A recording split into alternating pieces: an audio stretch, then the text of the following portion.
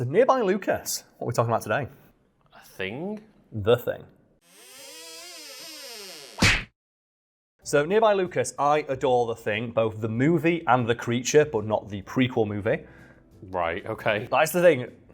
That's the thing about The Thing, is that when you say The Thing, you can be referring to one of three separate things, either the movie, the prequel, or the creature itself. So today's Wiki Weekend is about the creature itself, and the titular thing, and what do you know about The Thing? I've not actually watched either of the movies, but yeah, I know.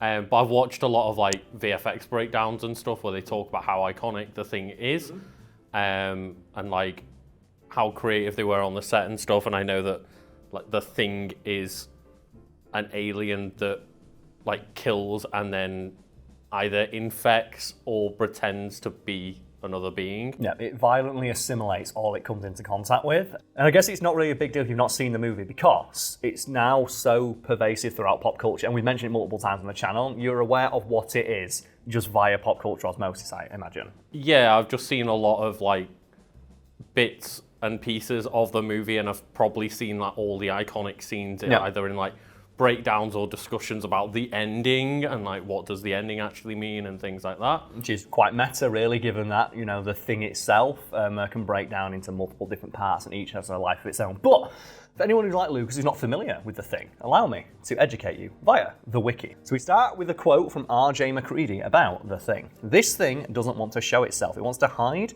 inside an imitation. It'll fight if it has to, but it's vulnerable out in the open. I'd argue that it's not, given that it can turn into like a 2-ton armor-plated alien monster from beyond the stars, but whatever. If it takes us over, then it has no more enemies, nobody left to kill it, and then it's won. Fair. Yeah, because that's the Thing's whole goal is to just be survive. The only one left. It's just to survive. And one of the things I adore about the movie is that the Thing's actual motivations are never established. For example, Macready assumes that the creature wants to kill them all so that it can wait for the rescue team to come get them, assimilate someone there, and then head back to civilization. But you don't know that because the Thing never talks. When the Thing is impersonating somebody, like, can the Thing talk as that person? Yes. Yeah. Yeah. It has access to all of their memories, skills, and abilities, which we'll no doubt cover in a moment. But first, the Thing is an extremely hostile, shape-shifting extraterrestrial organism, and is the primary antagonist of the 1982 science fiction film The Thing, its prequel, video games, and extended literature. Didn't know there was video game. There's a video game that's actually considered to be a sequel to the film. It's set just after the film, and spoilers for anyone who's not played that video game from like a decade ago, it turns out Macready survived. The intro continues. The original physical characteristics of the Thing and its motivations are completely unknown, as it could have assimilated hundreds, if not thousands, of other species before it crash landed on Earth. And that's, again, something I adore. You don't know where it comes from. That's why the name of the film and the name of the creature is The Thing, because that's the only way they could think to describe it. The story goes that when they were brainstorming ideas of what to call the movie, everything sounded really cheesy. Nothing sounded like it truly lived up to the threat this thing posed. So they thought, why not just call it The Thing? And something I like about the universe is just all the discussion and fan theories about like, is that what the Thing actually looks like? Or is that just it, you know, taking on the characteristics of multiple different things it's assimilated that would be best suited for that situation? Biological information, anatomy, assimilates and replicates its victims, capable of radically altering form. Every part is a potentially autonomous creature, assimilated many victims. That's all you need to know. So it can split off into multiple and like each one will assimilate and act on its own. And that's how you get to like one of the most tense scenes in cinema history, and it's the blood test scene, which I'm assuming you're familiar with. I think so. Because it contains one of my favourite special effects. And that's where Macready theorises that every individual part of the Thing has a mind of its own, and thus has the will to survive. And so he takes a blood sample from everyone present, and then he just puts a hot needle into the blood. Oh, yes, of course. And like the blood screams in pain. And it jumps out. And it's one of my favourite practical effects in cinema because they effectively just got a fake hand, put that there, and then put a bunch of shit inside the hand, and then position it in front of the frame where Kurt Russell stuff looks like his hand.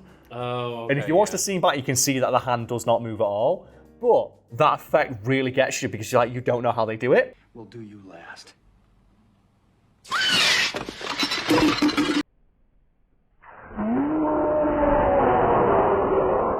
I love that. So biology. Unlike most creatures, the thing possesses no inherent standard anatomy. It may very well be that the thing is a colonial organism whose assimilation instructions are carried out on a genetic level. The thing's shape-shifting nature means that the biology can be the same as the organism it has replicated or is in the process of replicating. And it's practically perfect with like one exception, and that is it cannot replicate inorganic matter. And they have that in the prequel, which inadvertently ruins the original, because they established that if you have something like a filling or a piercing, the thing will reject it because it can't assimilate that. And then in the 1982 film, you're not supposed to know whether the two surviving characters are a thing. Like, the whole point is that it's left up to your imagination, but one of the characters has an earring. So you definitely know he's not a thing. It's like... That spoils it. Oh, no. It retroactively ruins the original.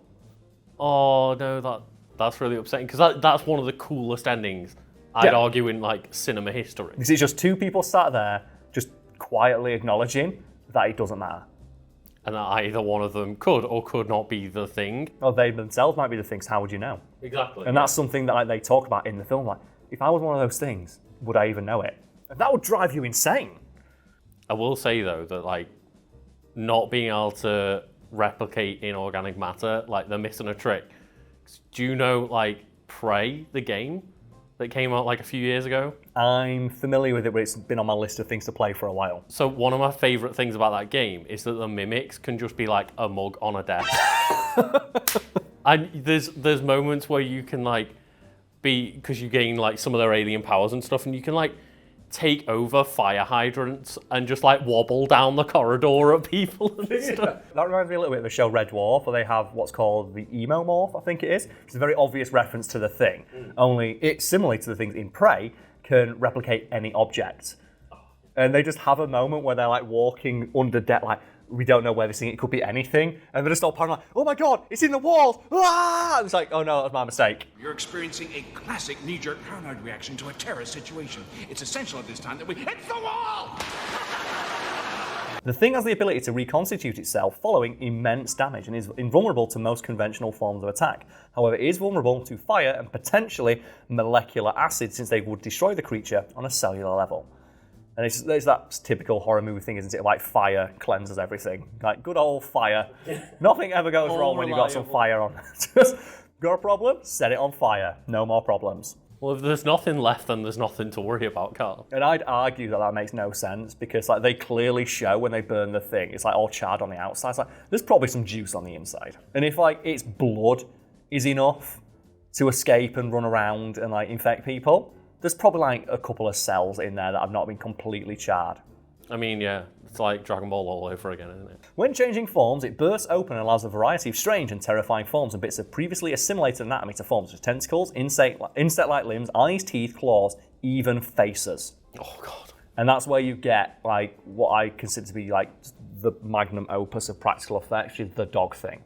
Oh, yeah. Which is just all the assimilated dogs when they all just get melded together into just this amorphous pile. The thing is also capable of continuing normal functions, even when lacking eyes, ears, sense of smell, or other ways of interacting with its environment. It's capable of producing said organs, appendages, to accomplish these functions. It can just create sense organs on any part of its body, presumably sense organs from alien creatures we couldn't even understand. And then we have, like, of course, the most dangerous and iconic power of the thing, assimilation. The thing is a shape-shifting organism, but to do this, it must come into contact with its host in order to begin the process of analysing and copying its cellular structure. To do this, the cells begin digesting and replicating the host, eventually taking over the entire body. The thing will also only assimilate freshly killed or still living prey. Any organism that has been dead for an extended period of time will be ignored. The reasons for doing this are unknown, but a theory is that the thing is intelligent enough to know that if it mimics long-dead prey, it would not be able to fool the other members of its environment. I mean, that's fair enough, yeah. But that's just a theory. We don't know. We don't know why it does it. Like, presumably it can absorb the biomass into itself. Not only do we not know, but the fact that it's not a monster that needs you alive.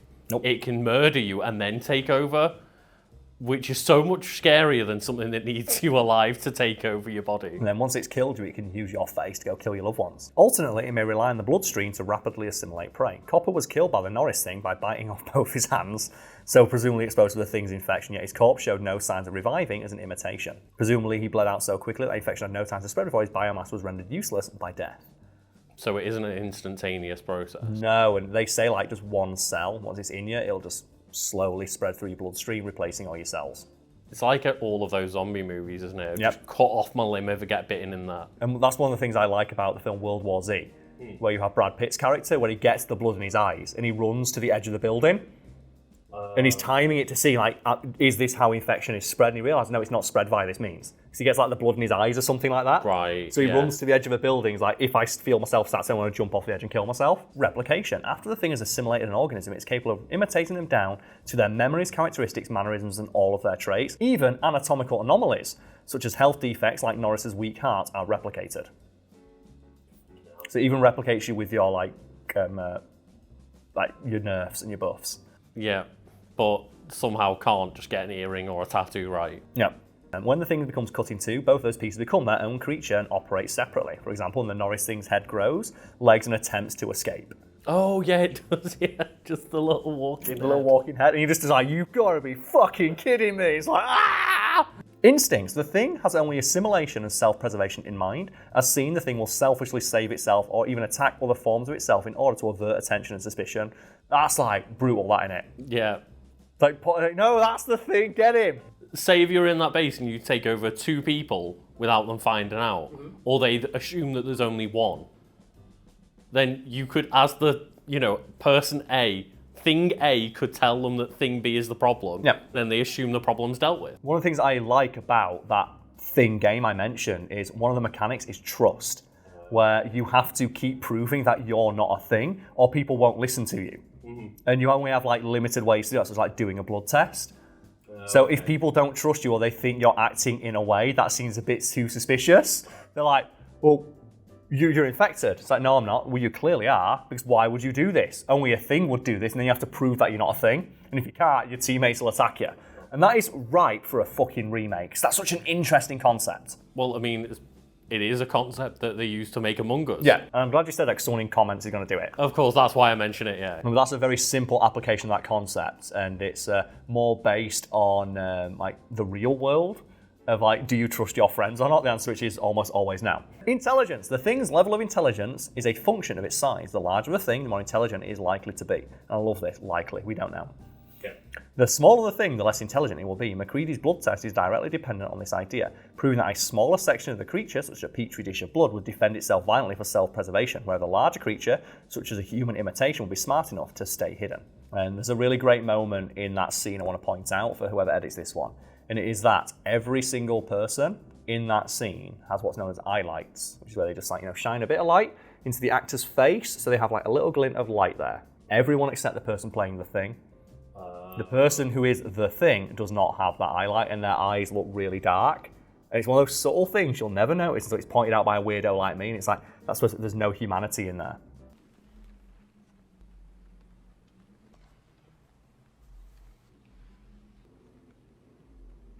It says here that the novel has Macready explaining his theory in greater detail than in the film. When attacked, it looks like even a fragment of one of these things will try to survive as best as it is able. Even a sample of its blood, of course, there are no higher nervous systems, no brain to suppress the natural instinct like that if it's left in the best interest of a larger whole to do so. The cells have to act instinctively instead of intelligently, protect themselves from a freezing, say, or incineration, the kind that might be caused by a hot needle, for instance. Yeah. That's a good point. It's like if he doesn't have a brain, like, it can only act on instinct, not intelligence. It's so aptly puts there. On the other hand, a full-size thing is extremely intelligent. It is theorized that it has the combined intelligence of all the organisms it has ever assimilated. This is born out of the fact that the Blair thing, having likely been a product of either the Norwegian dog directly or one of its descendants, has the intelligence to build a non-terrestrial ship out of a helicopter and tractor. Yes, it's building a spaceship to escape. Oh, fucking hell. So it clearly has knowledge beyond what the guy did, because it's building a fucking spaceship to escape. And at that point, I'm like, let it go. Yeah. It's some other person's problem now. It does say here, though, it is not known, however, whether or not the thing is a technological species or this is a result of knowledge it has assimilated. And then would you like to just end on some trivia, Lucas? Yeah, let's go for it. So, it's been stated that not even director John Carpenter himself knows precisely when each character was assimilated by the thing.